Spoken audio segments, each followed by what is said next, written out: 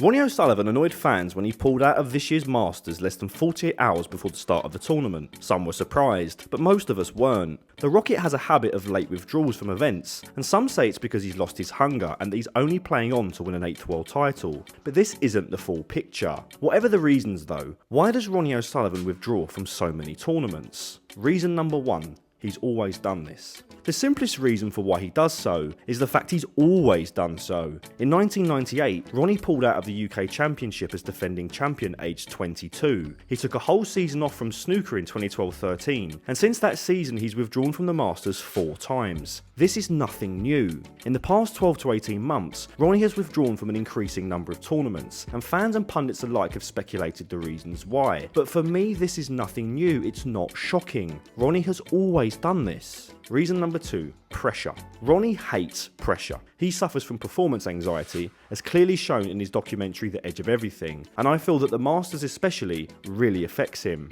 He's a London boy, and the Masters is a London event. The pressure of expectation is immense. He's won the event 8 times, 2 times more than Stephen Hendry on 6, and 5 times more than Steve Davis & co. with 3. He may feel, what's the point of putting myself through the ringer for an event I've won more than anyone else by a long way? I feel like Ronnie prefers playing in China and Asia because there's less pressure on him. Sure, he's still one of the biggest draws out there, but home favourites like Ding Junhui and Zhao Xintong shoulder some of the burden out there. All eyes are not on him, not all of the time. That's why we can see Ronnie make 2 147s in the same match in Saudi Arabia, look effortlessly good at times in Chinese events, but seize up in the UK Championship. The pressure to play outweighs the benefits of playing, especially in the UK. Here's an excerpt from his book Unbreakable. There is a tax to be paid on any stressful situations you go through. Work out how much you're willing to pay, what this thing is worth to you. Then make your decision. Is this really for me? Reason number 3. Hunger. Pressure is one thing, but you can deal with pressure if you have the hunger. Ronnie will always turn up at the Crucible and try to deal with the pressure because he's still hungry to win world championships. Like I touched on before, Ronnie has won 8 Masters and 8 UK titles. He's the record holder for Triple Crowns, ranking titles and century breaks. The appetite for him to play in all events must be very low, which is why he withdraws from so many events. He still needs one more world title to be the record holder outright, so we always see a hungry Ronnie O'Sullivan in Sheffield. But if there's an event in Llandudno or Telford or Brentwood, Ronnie just doesn't have the hunger. Before we may have seen him turn up and play half-heartedly, now he just doesn't turn up at all. But you guys have been turning up for me. I'm nearly on 2,500 subscribers, so if you love snooker and you like my content, please subscribe, and if you haven't already, like the video. Also, stay tuned for some big announcements, so hit the little bell icon so you don't miss an upload. Reason number 4. He's a rebel. Ronnie is a lot of things, including a brilliant snooker player and an enigmatic person, and he's also a bit of a rebel. I don't think he's a rebel for show. I truly believe he's very anti-establishment, which could be a result of his father's imprisonment at a young age. I'm not going to speculate more on this, but I can definitely confirm he's wary of authority, and he's been outspoken about his dislike of the way the World Snooker Tour runs things. The Masters is one of the World Snooker Tour's flagship events. It's glamorous, and as close to the glitzy tobacco-sponsored events of yesteryear as snooker gets these days.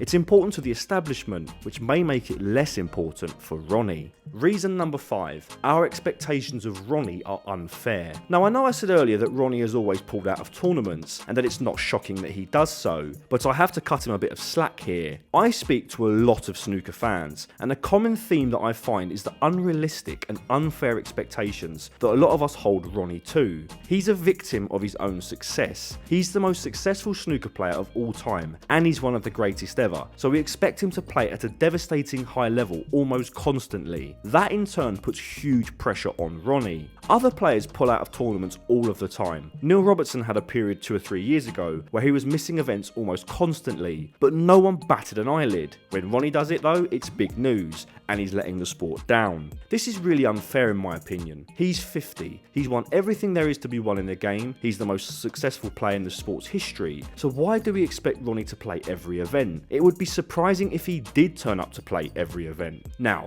one last thing. Whilst Ronnie's withdrawals from events should not be shocking or big news, I do think there is something that needs to be said about the way he withdraws. 2 years in a row now, Ronnie has withdrawn from the Masters less than 48 hours before the tournament begins. I think this is massively unfair on the player who has to replace him, on the paying fans who have bought tickets for the tournament, and for the viewers at home. I completely understand that after 30 odd years of service, he owes the spectators nothing. nothing, but when you begin to withdraw late, I think that negatively impacts the fans directly, which is bad form in my opinion. So when Ronnie O'Sullivan withdraws from tournaments, it shouldn't shock us. History tells us that it's who he's always been, a player driven by instinct, emotion and self-preservation as much as by trophies and records. His relationship with the sport has never been conventional, and at 50 years old, with nothing left to prove, it's unrealistic to expect him to behave like everyone else on tour. But while Ronnie's importance to snooker is undeniable, the sport cannot and should not revolve around one man. Fans deserve clarity, replacement players deserve fairness, and tournaments deserve stability. Snooker has always survived by moving forward, not by standing still.